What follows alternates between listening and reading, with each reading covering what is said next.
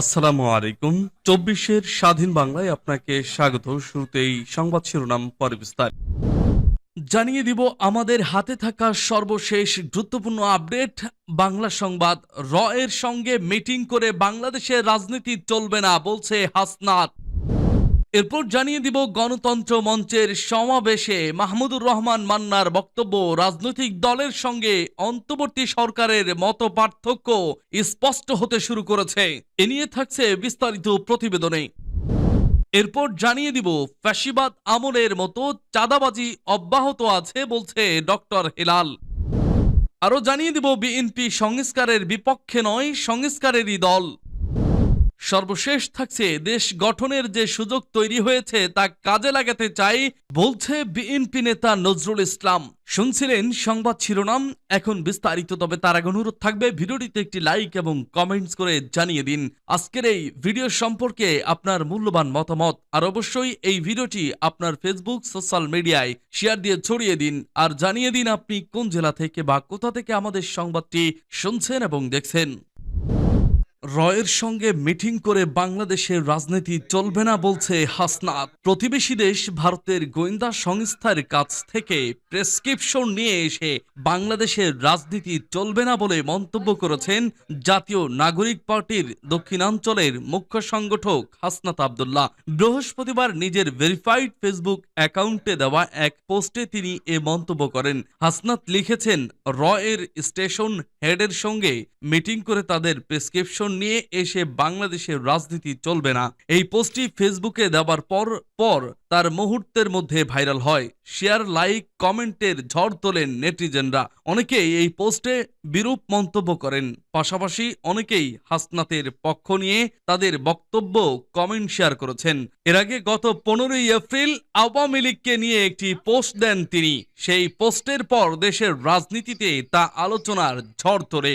এই পোস্টে হাসনাত লিখেন, যেদিন থেকে আমাদের আওয়ামী বিরোধী অবস্থান এবং কম্প্রোমাইজের রাজনীতির বিরোধিতাকে শিষ্টাচার বহির্ভূত বলা শুরু হয়েছে, সেদিন থেকেই আওয়ামী লীগের মিছিল বড় হতে শুরু করেছে।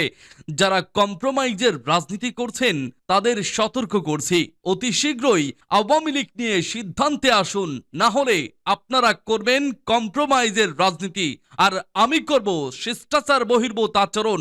আমি শিষ্টাচার বহির্ভূত আচরণ শুরু করলে নিতে পারবেন না, সাবধান হয়ে যান। রাজনৈতিক দলের সঙ্গে অন্তর্বর্তী সরকারের মতপার্থক্য স্পষ্ট হতে শুরু করেছে। গণতন্ত্র মঞ্চের সমাবেশে মাহমুদুর রহমান মান্নার মন্তব্য, দেশের রাজনৈতিক দলগুলোর সঙ্গে অন্তর্বর্তী সরকারের মতপার্থক্য স্পষ্ট হতে শুরু করেছে বলে মন্তব্য করেছেন নাগরিক ঐক্যের সভাপতি মাহমুদুর রহমান মান্না। বৃহস্পতিবার দুপুরে জাতীয় প্রেস ক্লাবের সামনে এক সমাবেশে প্রধান অতিথির বক্তব্যে এ মন্তব্য করেন তিনি। মান্না বলেন, রাজনৈতিক দলগুলোর সঙ্গে সরকারের মতপার্থক্য স্পষ্ট হতে শুরু করেছে।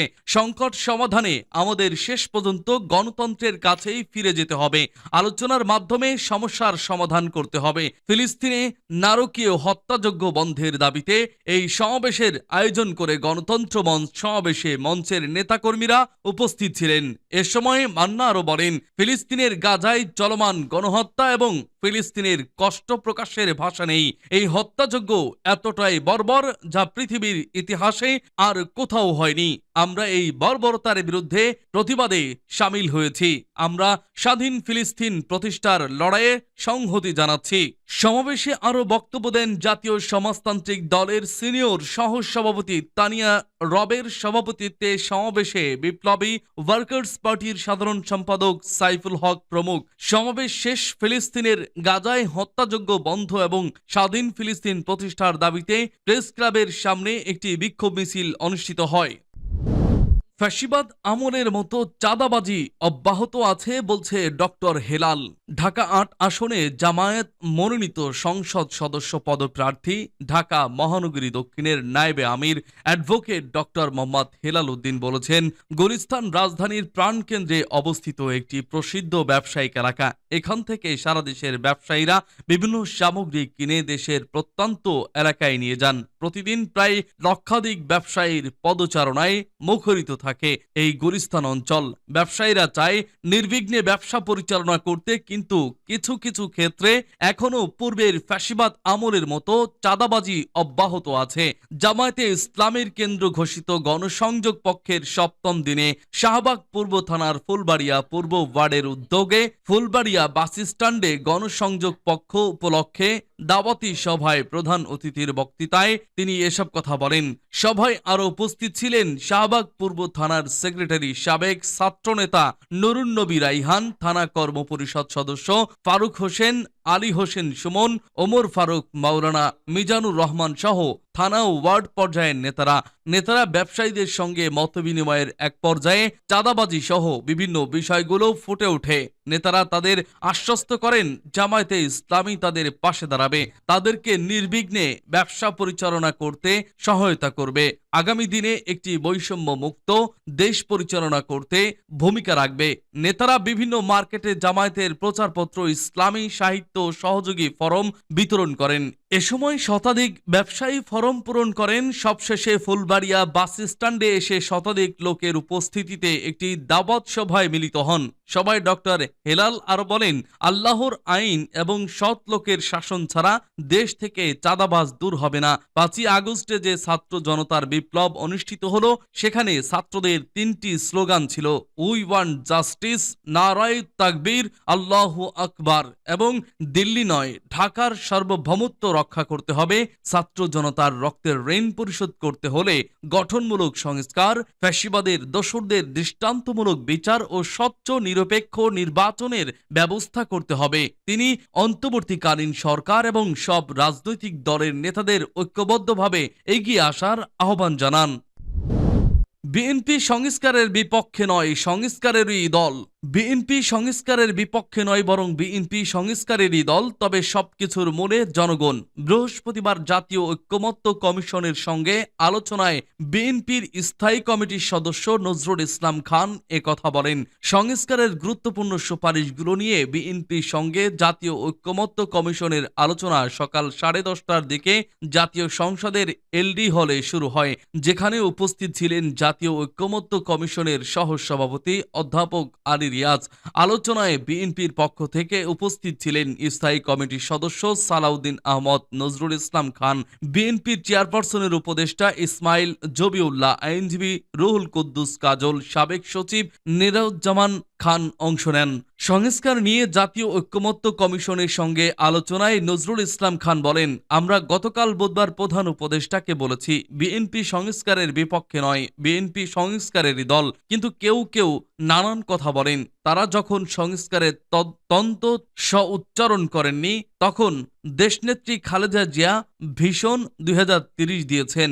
গণতন্ত্রের জন্য দীর্ঘ আন্দোলন সংগ্রামের ইতিহাস তুলে ধরে নজরুল ইসলাম খান বলেন, আমাদের সামনে আরেকবার একটা সুযোগ সৃষ্টি হয়েছে, আমরা তা কাজে লাগাতে চাই। আমরা এই কমিশনকে সহযোগিতা করছি, এই সরকারকে সহযোগিতা করছি, সেই প্রত্যাশা নিয়েই যদি ঐক্যমত্য কমিশনের কোনো সনদ নাও হয়, বিএনপির জন্য সংস্কারের সনদ রয়েছে বলে জানান নজরুল ইসলাম খান। তিনি বলেন, সবকিছুর মূলে জনগণ এবং জনগণের সম্মতিতে যেন সব হয়। তিনি আরো বলেন, আরো জনগণ কার মাধ্যমে সম্মতি জানায় তা আমরা জানি। আজ দিনব্যাপী এই আলোচনা চলতে পারে বলে ঐক্য কমিশন সূত্রে জানা গেছে। আজ আলোচনা শেষ না হলে প্রয়োজনে আগামী সপ্তাহে আবারও বিএনপির সঙ্গে আলোচনায় বসবে কমিশন। দেশ গঠনের যে সুযোগ তৈরি হয়েছে তা কাজে লাগাতে চায় বিএনপি নেতা নজরুল। বিএনপির স্থায়ী কমিটির সদস্য নজরুল ইসলাম খান বলেছেন, দেশ গঠনের যে সুযোগ তৈরি হয়েছে তা কাজে লাগাতে চাই। বৃহস্পতিবার সকালে জাতীয় সংসদের এলডি হলে জাতীয় ঐক্যমত্য কমিশনের সঙ্গে বিএনপির বৈঠকের শুরুতে তিনি এসব কথা বলেন।